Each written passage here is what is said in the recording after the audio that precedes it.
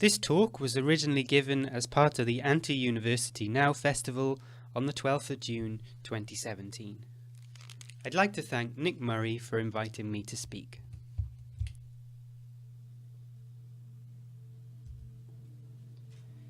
In her post-election speech, Theresa May spoke about fairness. There are many things we could hope for fairness to mean: greater equality, affordable housing, or maybe a clampdown on corporate tax evasion. But under the Tories, the word fairness has usually been a euphemism for tightening the set of conditions that people are forced to meet in order to claim out-of-work benefits. Eligibility for benefits now depends on compliance with a regime of job searching, work capability assessments, and work preparation activities. Worklessness has almost become a job in itself. It has its own performance monitoring, bosses, meetings, paperwork, and targets. Not all of this is new, but what is novel about the more recent policies is their psychological element. We have seen mandatory interventions designed to alter the attitudes, habits, and beliefs of unemployed people. Private DWP contractors, such as the private company A4E, have turned a profit providing workshops on motivation and confidence building. They've trained people on how to sit properly and make appropriate eye contact in a job interview. They've administered psychometric tests and sent positive thinking text messages directly to people's phones. At the sharper end of the scale, we've also seen mandatory work for your benefit schemes for claimants identified as lacking in the appropriate motivation. These schemes force people to complete periods of unpaid work for charities, businesses, or government agencies in order to remain eligible for benefits. The scholars Lynn Friedley and Robert Stern have usefully described these policies as incidences of psychological coercion. State interventions intended to modify the apparently dodgy attitudes, personalities, and behaviours of benefit claimants. Their argument is that the state's mandate to monitor our psychological characteristics sets a new precedent. Broadly speaking, psychological coercion has two main steps. The first step is to convince people to accept the idea that their problems are the result of personal failure and psychological deficiency. So the forms, the job coaches, advisors, and positive thinking experts are all telling you the same thing. Your unemployment is not a structural effect of market forces or a disintegrating social system. It's not the result of deep social inequalities. Your unemployment is your lifestyle choice, and its cause is your own lack of aspiration and effort. With that established, the second stage of psychological coercion is personal reform. You have to become the right kind of person with the right kind of emotions. The goal is to straighten you out, to turn you into Mr. or Mrs. Normal. Mr. Normal doesn't blame society for his problems, but responds to hardship with a plucky attitude and a strong sense of personal responsibility. Mrs. Normal is a social climber who focuses her ambitions in the world of work and applies relentless effort to make herself more employable. She's not too ambitious, though. She hopes for a job she enjoys, but she's realistic about it. Psychological coercion is concerning for a whole host of reasons. The most immediate concern is the distress it causes on an everyday basis. As an example, imagine you suffer with mental illness and depend on your benefits for survival. Imagine now attending the DWP's latest innovation, the mandatory health and work conversation. You receive a letter notifying you that you'll be questioned about your employment aspirations by a work coach. You've been told the session is to help you, but participation is compulsory. The forms you've been given ask you to speculate on your future employment, but at the moment it feels like surviving is a 24/7 job in itself. The work coach interrogates you on your favourite pastimes, but lately you just feel numb and in any case, you don't have the resources to do much with your time. Imagine fearing the consequences if you fail to put on a convincing performance. Imagine your fatigue at being endlessly monitored, doubted, and forced to perform by the DWP. The activist Roy Bard put it perfectly when he wrote on Twitter, "This stuff is dangerous." Another problem with psychological coercion is that it represents another victory for what some refer to as the neoliberal worldview. This dominant worldview involves silencing systemic or political explanations for problems like unemployment, poverty, or work stress. This is a worldview in which the personal responsibility of the worker is seen as more important than the social responsibility of the organisation, and it has led to a situation in which visions of collective struggle and change have been replaced with the endless command to self-improve. Work out, cheer up, set goals, work harder, work less, become more resilient, become a productivity ninja, invest in your employability. One of the prevailing ideas in neoliberal times is that we get the life that we choose. We can see this reflected very clearly in the positive psychology that underpins the latest welfare interventions. This quote is taken from a blog by Izzy Coxell, who was recollecting her experiences of attending an A4E motivational workshop for unemployed people. Izzy describes how motivational slogans were printed on coloured cards and laid out on the tables for people to read aloud.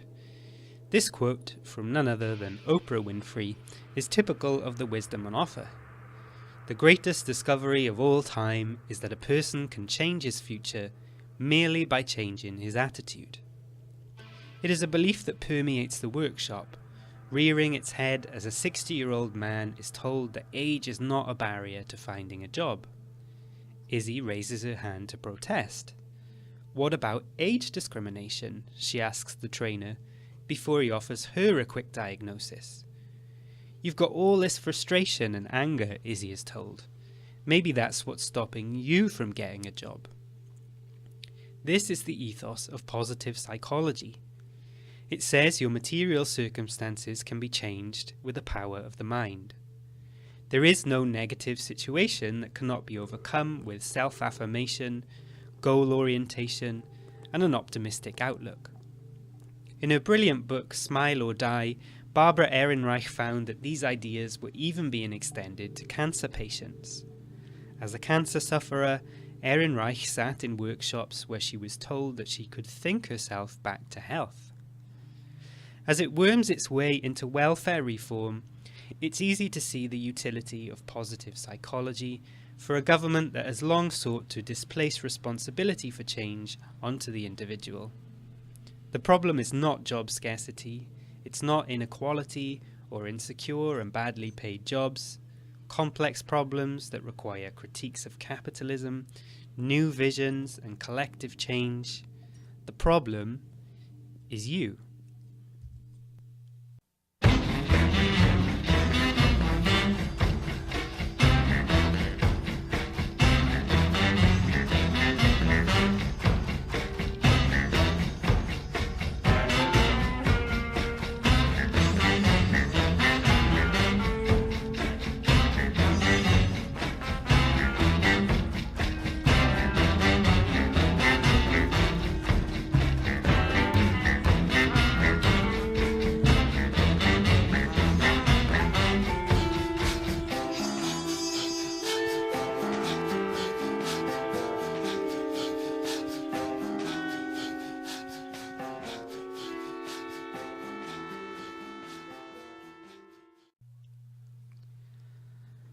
I've been asked today to speak about how psychological coercion can be resisted. The first thing I wonder is whether it's important not to overestimate the power of psychological coercion. In the majority of cases, I doubt very much that it works. I would wager that for every person who internalizes the message that their character is flawed, there's another person who sees through the attack. But then again, a critical imagination does not necessarily make you free, especially when the real-life punishments for failing to comply are so harsh. Under the threat of sanction, you have to play along. I propose that a way to fight psychological coercion in the longer term is by pulling apart the mantra that underpins it all, the sacred claim that shall not be disputed, the claim that work is good for you. If you go on to the DWP's website, you see this image. The two wheels, seducing you with their simplicity. Good work, defined exclusively as paid employment, goes hand in hand with good health, and the absence of work is a route to poor health. Psychological coercion, it turns out, is for your own good. I would suggest that this is a horribly simplistic picture and requires a few changes. The first thing is that there's a need to account for job quality. It's very silly to talk about jobs as being good for health or bad for health in any general sense. There's good work and there's bad work. There's work that extends our creative capacities, and there's work that's stressful and alienating. There is a minimal effort to account for job quality here. There is this small reference to good work on the left.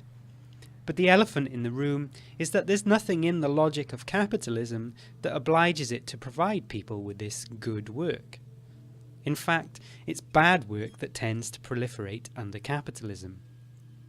In the sociology of work, it's well understood that profits are usually made at the expense of the worker's experiences, by standardizing work processes and making work more routine, by forcing workers to specialize in minute tasks, by subjecting workers to surveillance and control, and by trying to cover all of this up with well-being seminars and mandatory fun.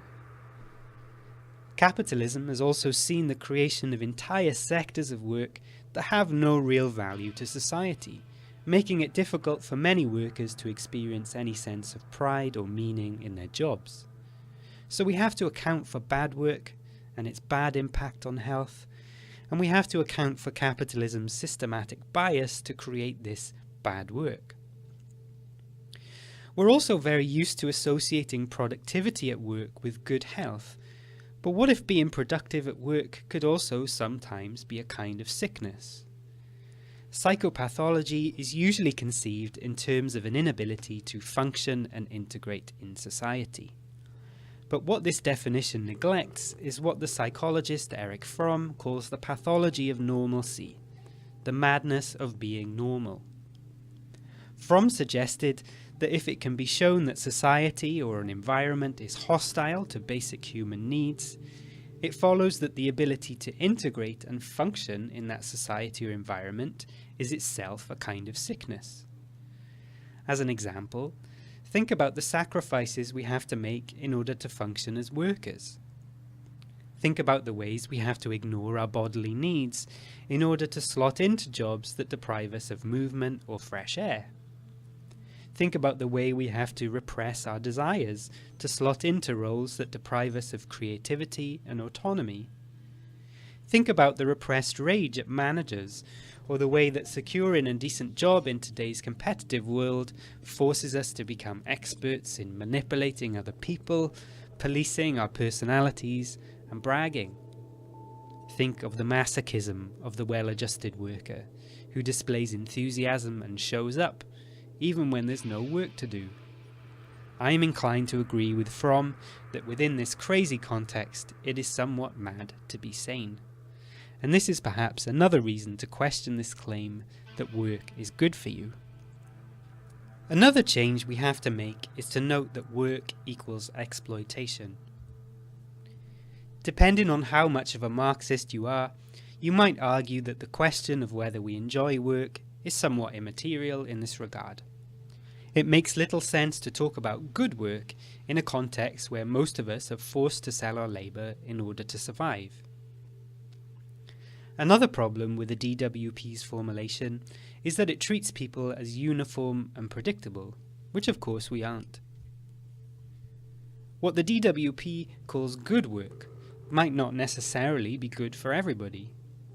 Work is praised for giving people a structured life, but a lot of people hate structure or would prefer to achieve structure in other ways. Work is praised for giving people social contact, but a lot of people would rather make their friends in other areas of life. Maybe you have a health complaint that can be reasonably managed, so long as you have the autonomy to look after yourself. In these cases, work could be detrimental if it takes that autonomy away. So just as we can't talk about work in a general sense, nor can we generalize about people's responses to work in a clear-cut way. Another problem here is that I think it's wrong to say that worklessness is inherently bad for people. It may usually be bad for people within the context of our current social system, but it's a great leap to then say that joblessness is inherently bad. Rather than saying that worklessness equals poor health, I think it's much more accurate to say that the consequences of worklessness lead to poor health. Consequences like poverty, stigmatization, social isolation, which aren't inherent to joblessness, but are things that joblessness leads to as a result of our current system and its political and cultural realities. There is a real sense in which work is good for one's health in a society like ours, but that's because it's set up to promote dependency on work. Work is how people access the income they need to survive. In our current system of cultural values, work is the most legitimate way to earn prestige and recognition, and it's depended on by a lot of people for social contact. Feminists have quite rightly fought for the right to work, because in our present social system, work is synonymous with independence and having a public existence. But the question I would pose is, why should our current dependency on work force us to accept the working life as inevitable or ideal? Why should we accept the system that we're given? The well-being of many people may very well depend on work in the current political moment, but we can remain open to the idea that the future could be different. It's perfectly possible that in the future, a whole range of other activities might take the place of work as the main source of meaning, identity, and solidarity. What if joblessness could be adequately resourced? What if a new ethics conferred status on activities and contributions other than paid work? What if a society-wide policy of shorter working hours led to a flourishing of alternative networks of solidarity, different ways to come together and to produce things outside the scope of paid jobs and the formal economy? Unemployment under capitalism is certainly a misery, but who is to say that in an alternative social system, joblessness could not be turned into something respectable and fulfilling? When we add in all of these details and caveats to the DWP's diagram, we get something truthful, but messy. I instead propose this new diagram. Its main point is that we shouldn't assume that the social reality we live in is fixed. There's a case to be made for a different kind of future. In the present, the agents of psychological coercion are forcing people to accept a very particular morality. The morality of the work ethic, which says that paid work is the only way to achieve health, the only way to achieve a sense of identity, the only way to contribute, be mature, and ethically anchor yourself in the world. But it's irrational to hold on to this morality given present realities. The philosopher Hannah Arendt worried that we were becoming a society of labourers without labour, workers without work, people who are primed psychologically and practically to depend on work, but for whom there aren't enough decent jobs to go around. Many people cannot work due to disabilities. Many people want to work but cannot find a decent and secure job, a problem set to escalate as over the next couple of decades, more and more workers are replaced by automated technologies. Many people are finding that their experiences of work are profoundly out of step with their emotional investment in the idea that work should be meaningful. Many people experience their jobs as meaningless. And what this troubling context demands is not more psychological coercion, but the creation of a new ethic. Not a work ethic, but maybe something like a worthwhile ethic. We need to recognise and value the many forms of work and productive activity that go on outside paid employment. Care work, domestic work, informal education, political activism, and the real work of looking after oneself and managing illnesses and impairments. We also need to recognise the importance of time for resting and playing, or learning for the sake of learning.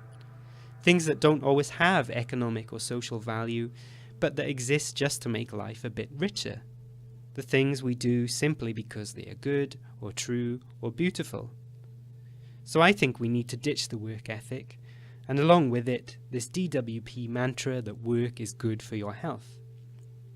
It doesn't take much to show that this mantra is not really about a genuine concern with public health. It's more about perpetuating an ideology that works for the economy and that works for neoliberalism. It contributes to a style of thinking that accepts the parameters of the present as natural and fixed. Against this, I would argue that there's no reason why we cannot imagine a future where meaning, solidarity and identity flow from activities other than paid employment. It's time we had a new ethic that works for the people. It's time we had a system which recognises that the value of a person is not equal to his contribution to the economy.